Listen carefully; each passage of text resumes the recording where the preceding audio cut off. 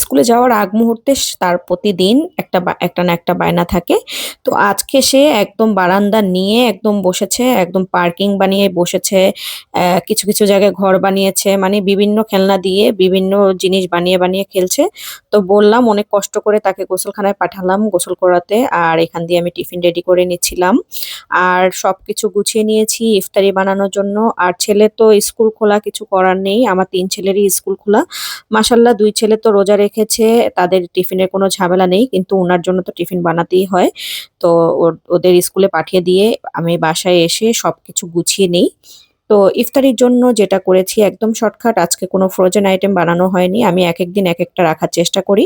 তো সবকিছু গুছিয়ে নেওয়ার পর আমি এখানে পেঁয়াজু, ডিম চপ, তারপর চপ, আর এখান দিয়ে হঠাৎ করে মনে হলো যে টমেটো তো আছে, টমেটোর চপটা বানিয়ে নিই। অনেকদিন পর টমেটোর চপটা বানাচ্ছি। আর টমেটো চপটা বানাতে গেলেই আমার শাশুড়ির কথা খুব মনে পড়ে যায়।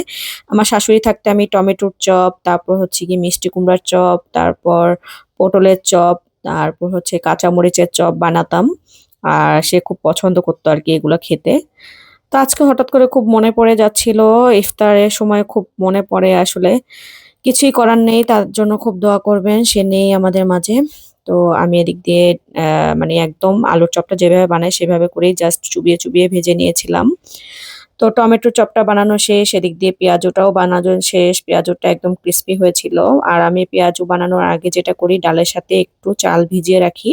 চাল দিয়ে ডালটা ভিজিয়ে রাখলে যেটা হয় একটু মুচমুচে হয়, খেতে ভালো লাগে। তো একে সবগুলো পেঁয়াজু ভেজে নিয়েছি। পেঁয়াজুটা আমার বাচ্চারা তেমন পছন্দ করে না। তো আজকে ভাবলাম একটু মুড়ি মাখাবো, তাই একটু বেশি করে পেঁয়াজু বানালাম। সাথে একটু ডিম চপটা বানালাম। ডিম চপটা আবার সবাই খুব পছন্দ করে। আর সাথে একটু চপও বানিয়ে নিয়েছি, আলুর চপ। আর প্রতিদিন আসলে ভাজাপোড়া বানাতে ভালো লাগে না আমার কাছে। কিন্তু ভাজাপোড়া না বানালে আমার বাচ্চাদের দিকে তাকানো যায় না। তাদের কাছে মনে হয় যে আমি ইফতারির কিছুই বানাইনি। তো যাই হোক, আবার ছোলাটা ভেজে নিলাম। ছোলাটা একদম নরমাল ভাবে ভেজে নিয়েছি।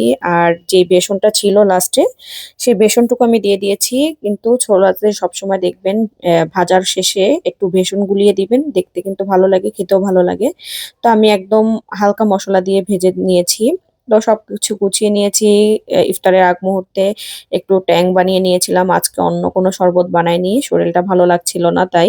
একদম শর্টকাট রাখার চেষ্টা করেছি। আর আগের দিন যেহেতু মাংসের তরকারি ঝোল ছিল, সেই ঝোলটা দিয়ে সব মিক্সড করে একটু মুড়ি মাখানো হয়েছিল। এই তো আজকের ইফতারিটা কিন্তু খুব ভালো লেগেছিল খেতে। মাংসের ঝোল দিয়ে মাখিয়ে রাখাতে। আর আজকে একটু ছোট মাছ রান্না করেছি।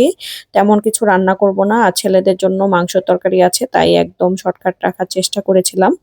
তো আজ এই পর্যন্তই। তো সবাই ভালো থাকবেন, সুস্থ থাকবেন। আমাদের জন্য সবাই দোয়া করে দিবেন। আল্লাহ হাফেজ।